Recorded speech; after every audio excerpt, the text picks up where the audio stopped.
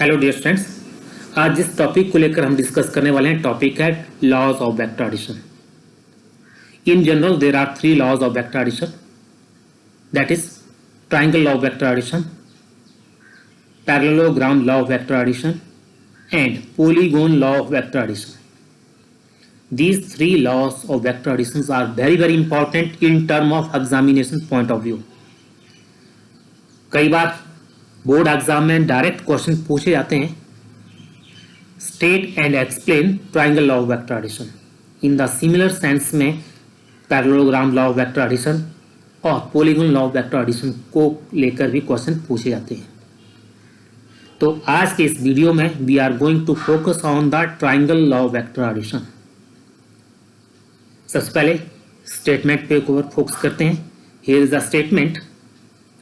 If two vectors, that is vector P and vector Q, acts as per two simultaneous sides of a triangle, then their opposite side will be the resultant vector. बहुत simple सी statement है. आप इस triangle पे ऊपर focus कीजिए. Here vector P and vector Q ये कैसे act कर रहे हैं? As per two simultaneous sides of a triangle, then according to statement जो इनकी जो अपोजिट साइड होगी that will be the resultant vector. जो इनकी opposite side will be the resultant vector. क्योंकि यहाँ पे vector P and vector Q are acting as per two simultaneous side of a triangle, then their opposite side will be the resultant vector. In vector notation में जो resultant vector can be expressed as vector R is equal to vector P plus vector Q. Analytical treatment. तो सबसे पहले हम focus करेंगे how we can find out the magnitude of the resultant vector. You know that resultant magnitude of the resultant vector means here AC is the resultant vector. इसका magnitude आपको evaluate करना है. तो हमने क्या किया, CN परपेंडिकुलर ड्रॉ किया on AB. तो इस तरह से मेरे पास एक राइट एंगल ट्राइंगल बन गई, दैट इज ANC. अब मैं पाइथागोरस थ्योरम अप्लाई करेंगे. यहाँ पे पाइथागोरस थ्योरम की एप्लीकेशंस को अप्लाई करेंगे और everyone students are very familiar with the Pythagoras theorem. According to that AC square is equal to AN का स्क्वायर प्लस NC का स्क्वायर.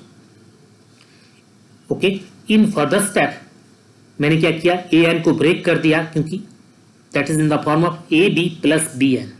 अब डायग्राम पे फोकस कीजिए. जो AN है, जो AN की जो लेंथ है that is equal to AB plus BN plus NC square. अब आप देख पा रहे हैं कि यह जो that is in the form of A plus B का होल स्क्वायर की फॉर्म है. That's a well known algebraic identity. और इसके बाद में नेक्स्ट स्टेप में मैं इसी को एक्सप्लोर करने जा रहा हूं. वही मैंने किया, AB का स्क्वायर प्लस BN का square plus 2AB BN plus NC square. अब this is your equation number 1.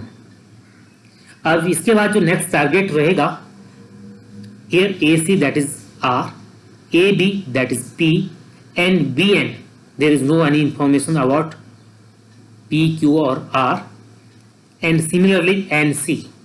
तो आपका टारगेट रहेगा नेक्स्ट में to find BN and NC in respect of P and Q.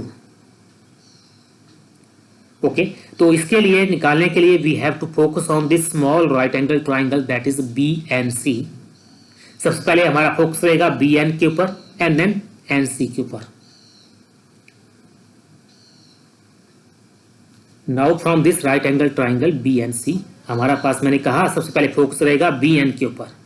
तो BN is a base and BC information इस right angle triangle में हमारे पास that is equal to Q है.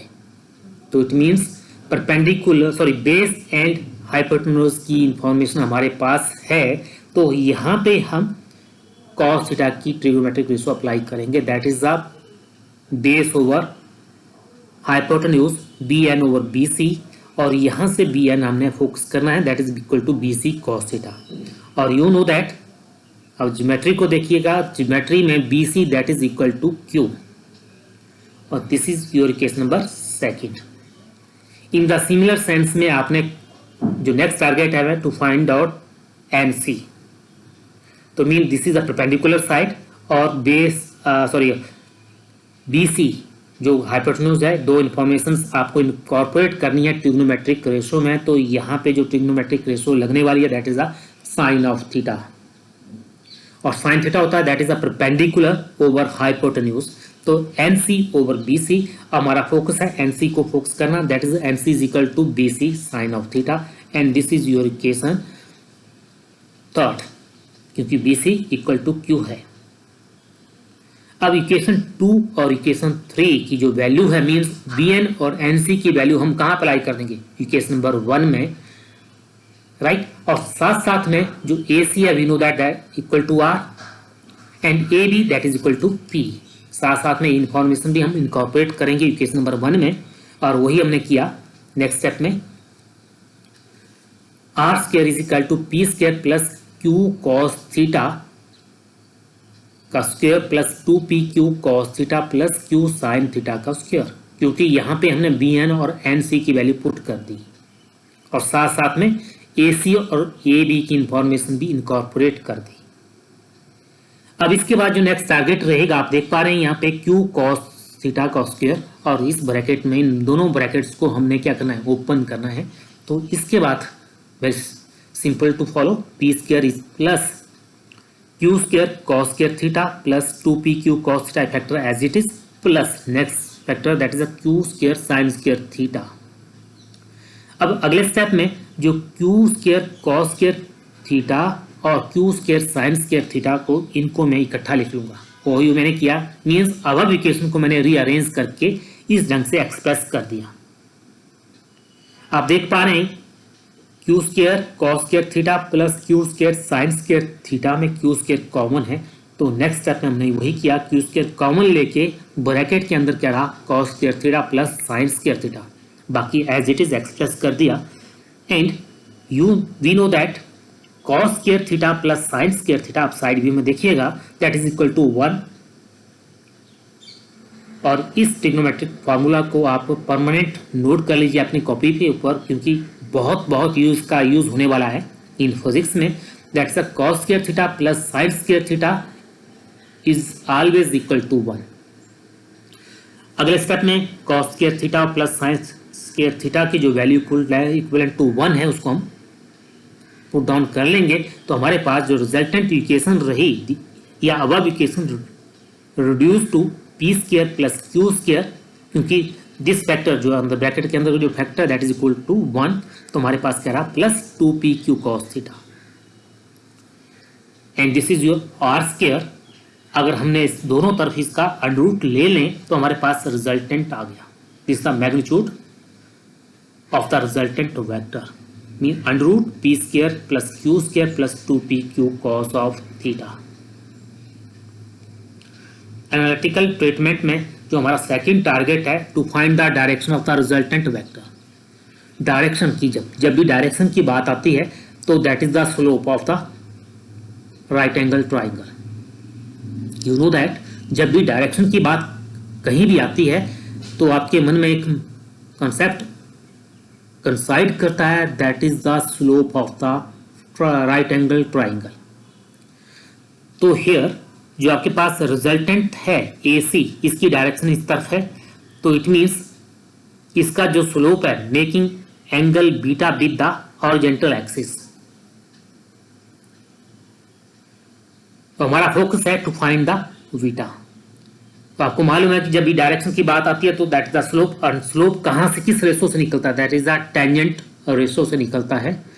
तो इस राइट एंगल ट्राइंगल में A and C right angle triangle में मैं टेंजेंट बीटा को एक्सप्रेस करूंगा परपेंडिकुलर ओवर बेस में, N C over base A N.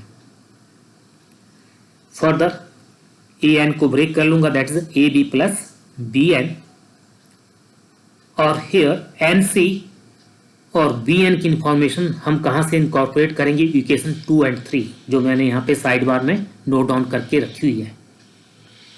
ये वैल्यूज हम नेक्स्ट स्टेप में पुट करने वाले हैं और वही हमने किया, परंतु हमें किसके ऊपर फोकस करना है, बीटा पे, क्योंकि this is a slope. And then beta is equal to, जब टेंजेंट दूसरी तरफ जाएगा तो क्या हो जाएगा, इन्वर्ट हो जाएगा।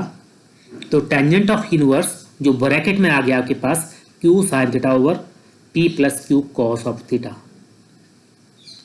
This is the required expression for direction of the resultant vector. With that, that's all, and thanks for your time.